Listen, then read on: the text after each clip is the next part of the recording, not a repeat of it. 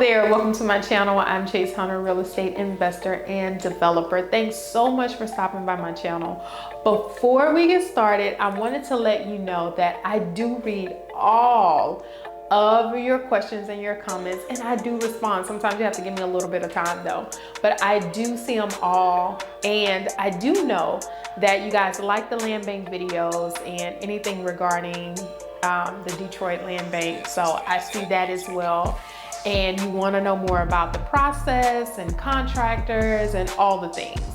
I got you. Don't worry, all right? So make sure you like the video and subscribe to the channel so that you can get all the information that you need, all right? So let's get into it.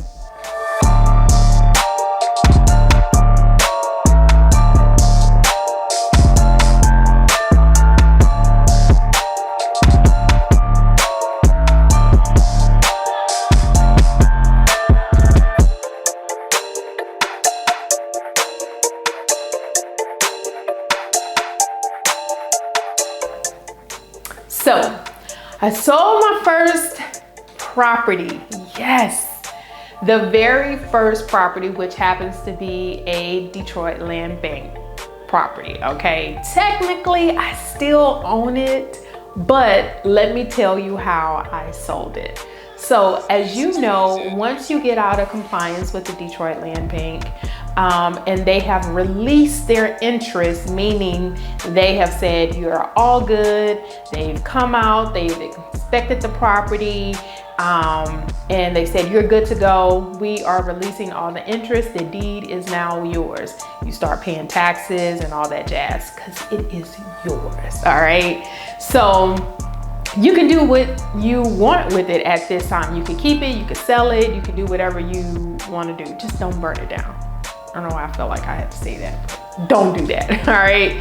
So after my first set of tenants was in the property and I had to kick them out, and I really was getting frustrated with that one particular property because they left it a hot mess, and it was just, like, as you could see, it was a hot mess, and I was dumping money into it that I really didn't want to get it back up, because it was like, it was just a lot of tedious little things, right, that I would have had to do to get it back up, and I just didn't want to do that, right?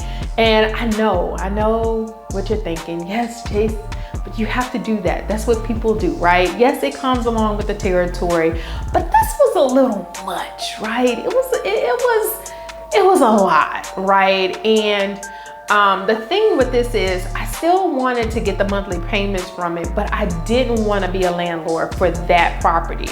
And I say that property because I actually like being a landlord and I don't mind it, but it was just that property, right? So I got with my realtor and I sold it on a land contract, right? So in short, a land contract is basically where I become the bank for the buyer versus them going through traditional financing.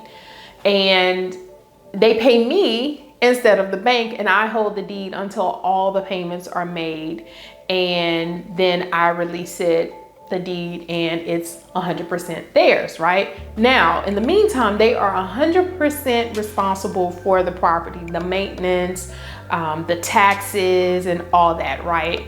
I am just their lender, but not their landlord.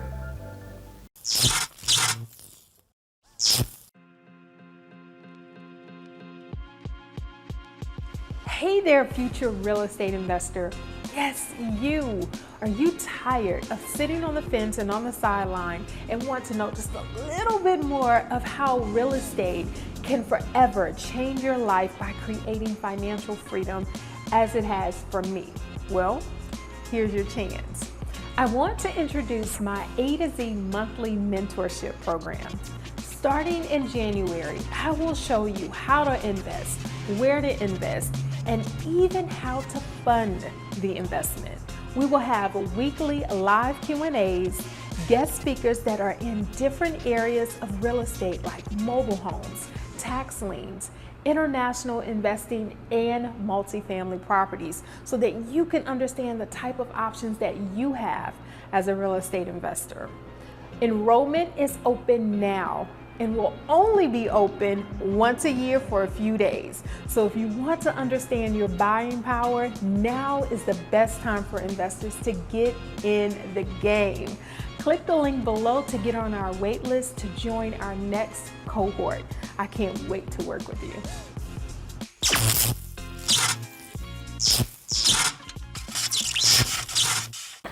So the process was pretty simple, actually. First thing is check the market. If this is something that you want to do and you're thinking, I think I want to do that, check the market, right? To make sure that it's a good time to sell, meaning the math have to be mathy, okay? So you want to get back what you put into and then some on this property, okay? And it's super easy with these properties, especially in Detroit, to be underwater, right? Especially with the land bank properties, let me say that, because it's tricky with the cost of construction and rehab and what you put into it and then what they're going for in the market and the ARVs. It's tricky, right? So I knew that my numbers had to be right and I had to negotiate it in a way to where everything that I put in it, I got it back. So we're gonna end up making that back and then a profit because we had, a year of, almost a year, maybe like 10 months or so of having tenants in it. And then with the interest from selling it, there goes getting the money back, right? So you want to make sure that you are doing the same thing, checking to see if it's a seller market, a buyer's market. Those things matter, right? Because I know you're selling, but sometimes it's like, can I hold on to it a little bit longer and just get the money from the tenant so you can get really, high rents right now? So all those factors matter, right?